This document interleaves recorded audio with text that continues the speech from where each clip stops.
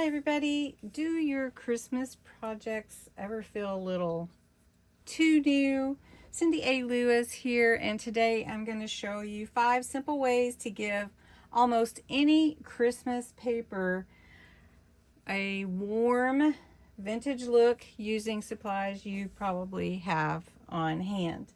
So we're going to use the same pages. We're just going to come in here. We could use journaling cards, whatever, but we're just going to come in here and try to make some of these pages look a little bit different. So number 1, we're going to tone down bright colors. So let's find a page that has a little bit of a bright color. Let's see. That one's a little bit bright green, and that one. Let's pick a page. How about this one? This one's pretty bright, not super bright, pretty bright. So the first thing that we're going to do is lightly ink the reds and the greens with a Vintage Photo. Vintage Photo is a distress oxide ink I like to use from Ranger or Tim Holtz, and it is a really fun color I use a lot, and many crafters do. You could also use walnut stain. That's a good color, and there's some other ones. So I'm just going to take this Vintage Photo and kind of go over the bright reds and greens in the picture. And we're just going to give it a little bit of an aged look just by using the ink. Now, there's another technique you can use, and let me grab my brush. So instead of using a blending tool with a sponge, you might have a little more control using a brush. So if you don't have a brush, you might want to look into that. And so we're just adding a little of this aged look over this picture, and that just gives it a different appeal to the page and kind of tones everything down. So let's go over this white on this window, just because we're not just doing the edges here, we're bringing in to the center of the picture. And that is really what you need to do, is tone it down with your inks. And you probably already have those on hand. Number 2, we're going to leave the ink open because we're going to use it. Break the perfect edges. So maybe you have all perfectly cut, symmetrical edges. And so to break that, you want to tear paper.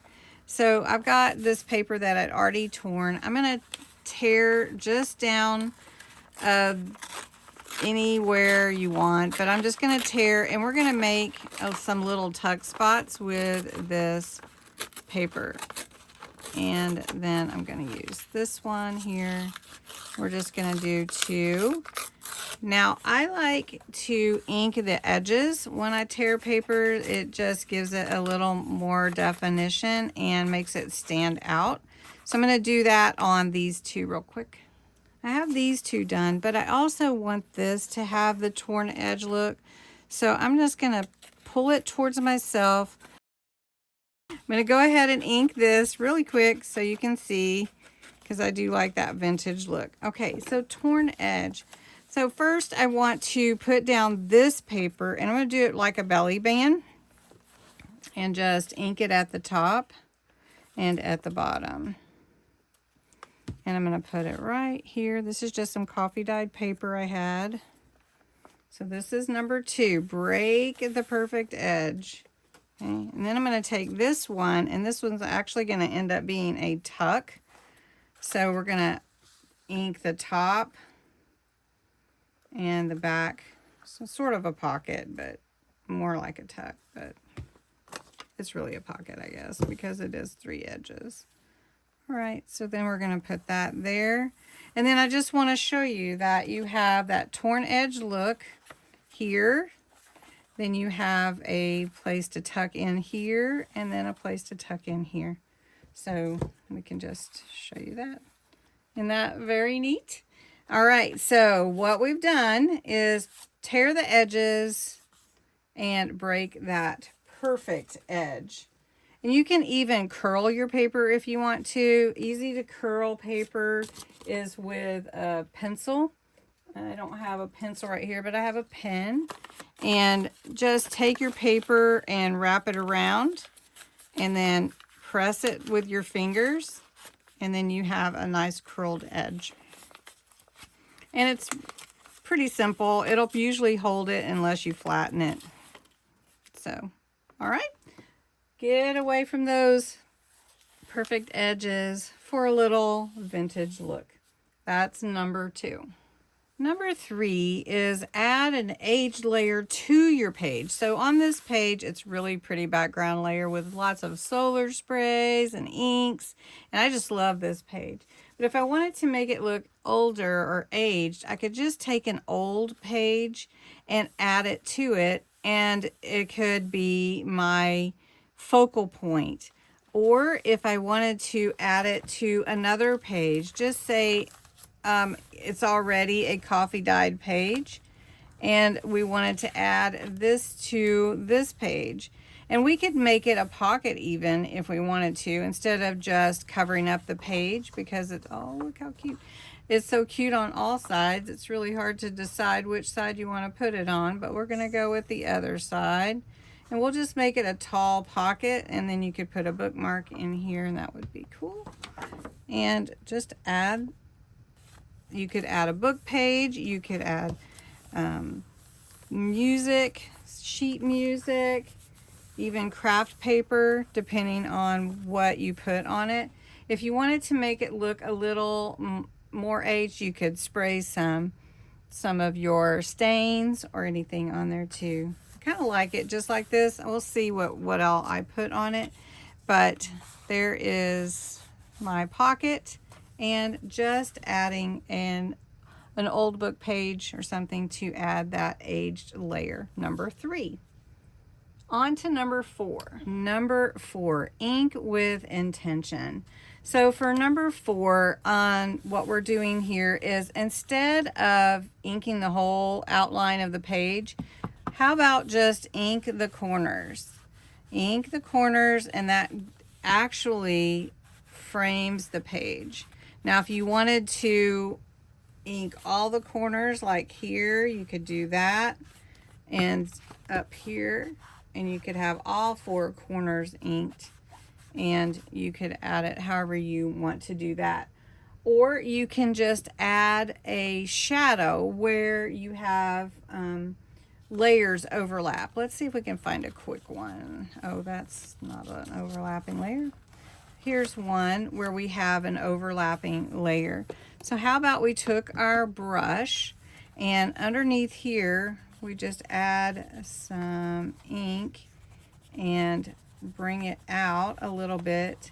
And what that does for my envelope is it actually makes my envelope stand out. Let me take my, all right, so if I put it all around where the edge of my envelope is, then you can see that it makes it have dimension, and so that is very cool too.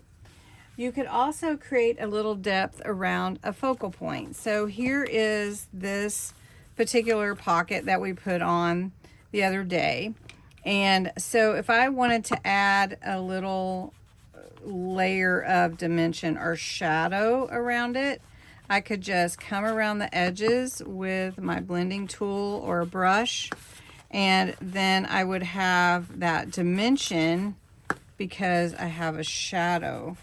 So it adds shadow dimension to your project just by inking around it like that. And that adds number 4, ink with intention.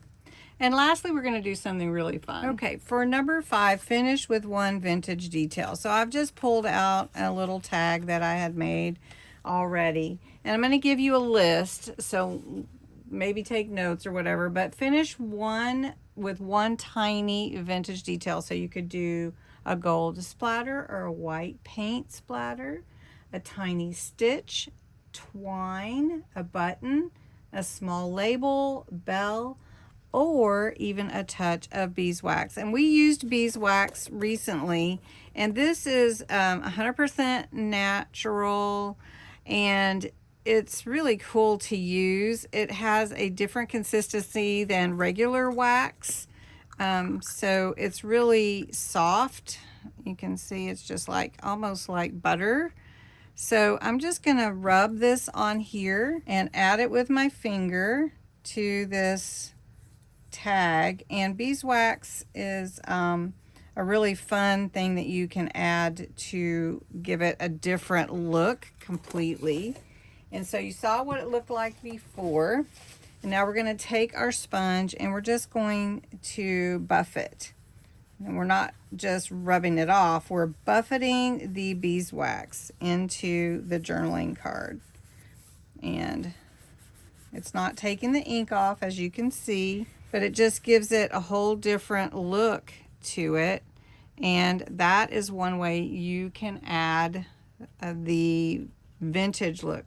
Let me do one more just to show you again. Okay, I just want to give you a different look. So this is the beeswax on a journaling tag or card, and I'm going to put it on this tag. So this tag looks completely different, right? So we're going to add the beeswax. Now again, I like to use my finger. I'm just going over the whole thing. It's going to give it a little bit of a, I don't know, like a soaked in look. Does that make sense? And we're just going to add it to the tag. I'm not adding it to the paper, you know, ribbon, paper ribbon at the top. All right, so then I want to take my sponge and I'm buffing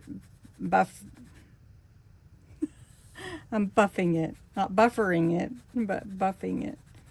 And this just gives this like a deep look. It almost looks wet, but it's really just the beeswax.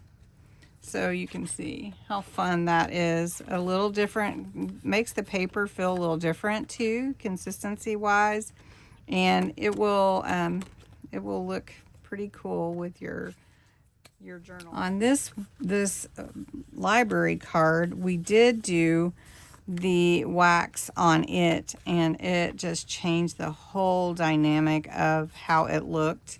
And again, it just is a really cool look for using and creating a vintage look on your papers.